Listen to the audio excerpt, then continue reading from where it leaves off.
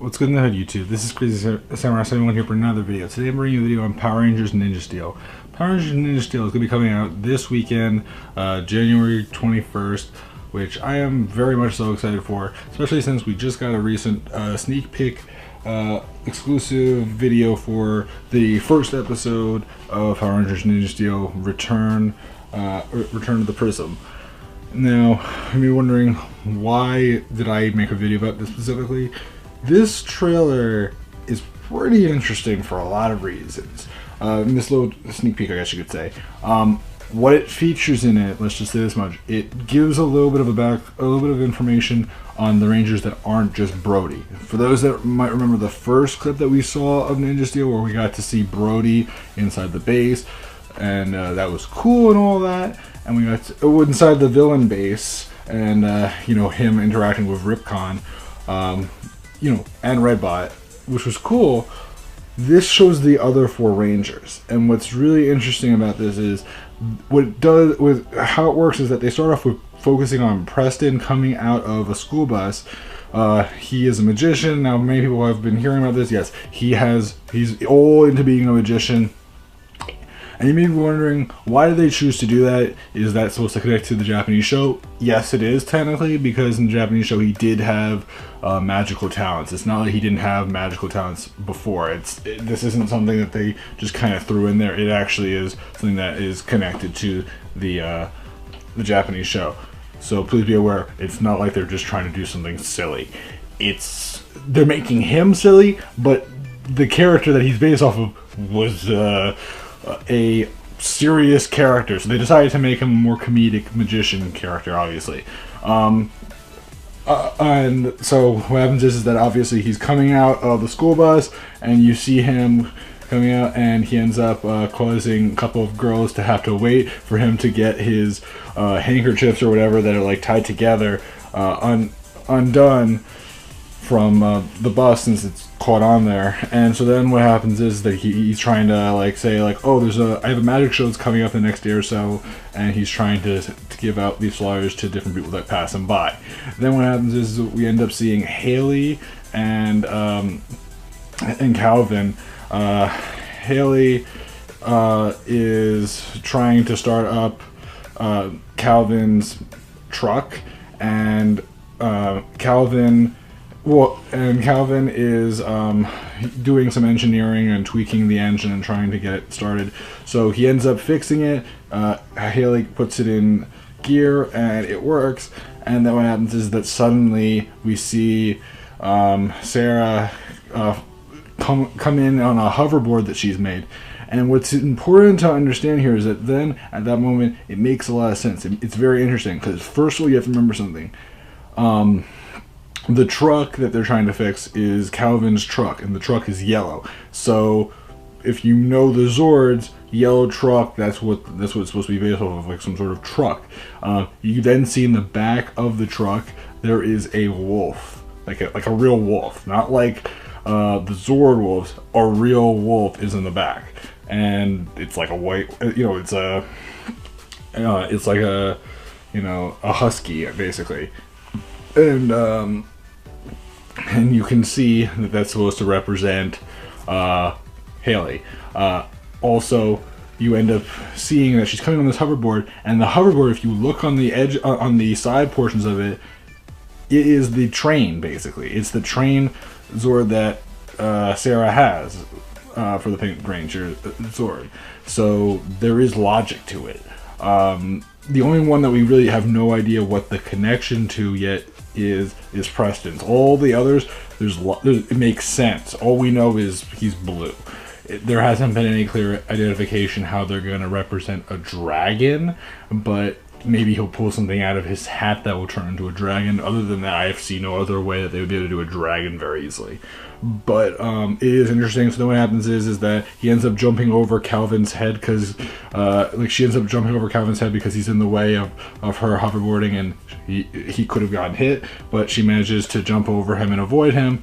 Comes over to Preston. Preston says, oh, I have a magic show that's coming up. But he's like, first of all, amazed because she comes on with a hoverboard, and she then just like kicks it up and then has it in her hand, and she's like, "Thank you, that's so sweet." And then she leaves, and then that happens. Now, the part that excites a lot of people as well, the theme. Let's just say this much right now. Wow. For me, I didn't know what to tell you. I listened to this theme, and at first I wasn't sure what I was feeling, but I mean, I like it. I like the theme. Now, personally, we can get to hear the whole theme, but I wouldn't be surprised if we don't hear if it takes till the actual show to release for us to hear it. Fine. If not, then I wouldn't be surprised if in the next day or so we get to hear the theme early. What's surprising though, back when they did Power Rangers Dino Charge, that was 2 years ago now, obviously. But back when at that time, they ended up releasing the theme right during Thanksgiving Day, I believe it was. And so it's a little interesting that they decided to not do that this time. I'm not saying it's a problem, but it is something to note. Personally, what I feel, I like this theme. It's definitely a lot more of a hard rock theme. It does do the Go-Go Power Rangers thing again, which in this case is actually different. The way that they do it, it still does that, but it's better, I feel. And it feels really intense. It has a very intense beat to it. The music sounds really cool. Believe me when I say this, I liked the Dino Charge theme. I got used to it. I knew the words like the back of my hand by the end of the season. I knew it. I knew the theme, and I liked it. This one sounds really cool. I just want to see how it works in context with the actual theme song. Does that mean that I'm expecting them to release like the theme song with the actual visuals with this? No, and that's not what they did back when Dino Charge released their theme early. What they released was just the audio track. They didn't release the actual video portion until the show actually aired.